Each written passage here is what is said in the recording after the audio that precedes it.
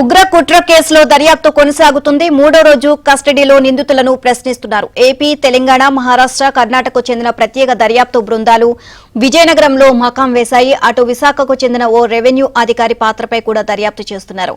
అధికారి విషయంలో సిరాజ్ ఇచ్చిన సమాచారం నిజమా కాదా అని ఆరా తీస్తున్నారు.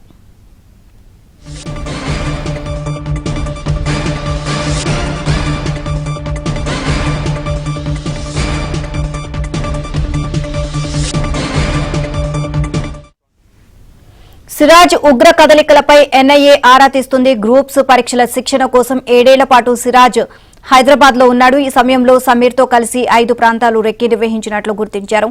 హైదరాబాద్, విజయనగరం, ఢిల్లీ, బెంగళూరు, ముంబైలలో రెక్కీ చేశారని దర్యాప్తు బృందాలు తేల్చాయి.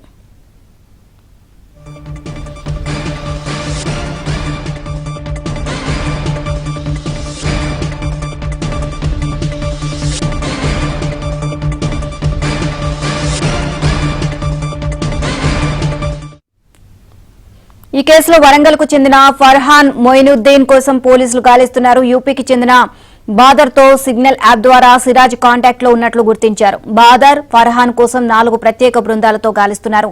నవంబర్ 22న అంధేరీలో జరిగిన మత కార్యక్రమ సిరాజ్, సమీర్ హాజరయ్యారు. ఒమన్, సౌదీల నుంచి నిందితులకు ఆర్థిక సహాయం అందినట్లుగా గుర్తించారు. సిరాజ్, సమీర్ ప్లాన్ ఏంటి అన్న దానిపై ఎన్ఐఏ ఆరా తీస్తుంది.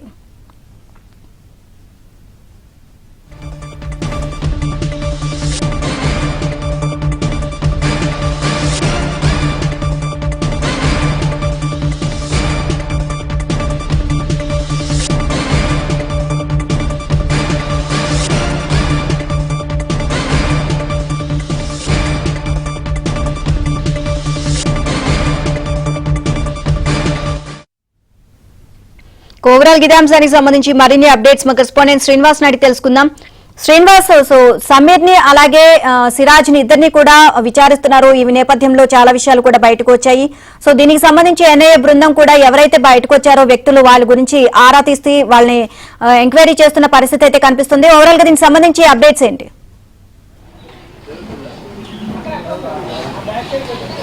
నీలిమ విజయనగరం పోలీస్ శిక్షణ కళాశాలలోని సిరాజ్, సమీర్ ఈ ఇరువురికి కూడా అక్కడ పూర్తి స్థాయిలో ఎన్ఐఏ, అదేవిధంగా anti terrorist squad, counter intelligence బృందాలన్నీ కూడా సమాయత్తమై వారిని ప్రశ్నించడం అనేటటువంటిది గత 2 రోజుల్లో జరుగుతుంది. అయితే ఈ 2 రోజుల్లో కూడా వీళ్ళ దగ్గర ఉండేటటువంటి దర్యాప్తు బృందాల దగ్గర ఉండేటటువంటి సమగ్రమైనటువంటి సమాచారం, దేశంలోని ఎక్కడెక్కడ వీరికి నెట్వర్క్ ఉంది, ఏంటంటే వీళ్ళ పరిస్థితి, సిగ్నల్ యాప్ ద్వారా ఎవరెవరిని సంప్రదించారు, ఏ విధమైన తర్ఫీదు పొందారు అనేటటువంటి పూర్తి స్థాయిలో వీళ్ళ దగ్గర ఉండేటటువంటి సమాచారాన్ని వారి దగ్గర ప్రశ్నిస్తుండేటప్పుడు వాళ్ళు పొంతనలేని సమాధానాలు ఇవ్వడం, శ్రోతల మాదిరిగా తొలి రోజు 2 రోజులు కూడా వినడం అనేటటువంటిది జరిగింది.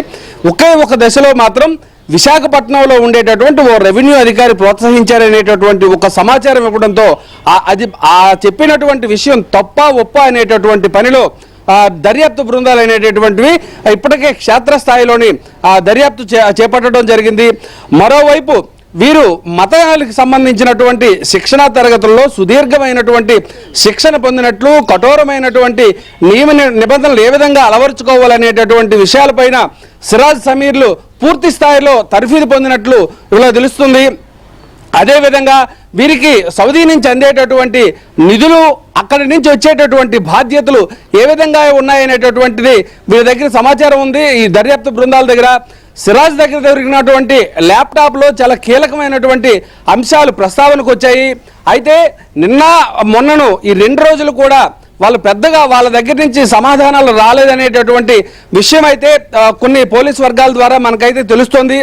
ఈ రోజు నుంచి ఉన్నటువంటి మిగిలిన మరో 3-4 రోజుల్లో పూర్తి స్థాయిలో వారి దగ్గర నుండి సమాచారాన్ని రాబెట్టేటటువంటి పనిలో యాంటీ టెర్రరిస్ట్ స్క్వాడ్ కావచ్చు, ఎన్ఐఏ బృందాలు కావచ్చు, కౌంటర్ ఇంటెలిజెన్స్ కావచ్చు, విజయనగరం, అదేవిధంగా తెలంగాణకు సంబంధించినటువంటి ప్రత్యేక దర్యాప్తు బృందాలు కావచ్చు, ఇదే పనిలో పూర్తి స్థాయిలో ఉన్నాయి.